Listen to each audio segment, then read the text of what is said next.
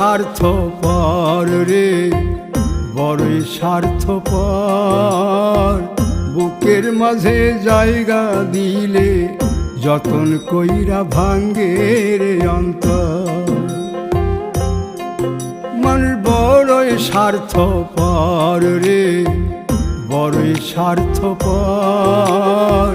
বুকের মাঝে জায়গা দিলে যতন কইরা ভাঙ্গে রে অন্তর।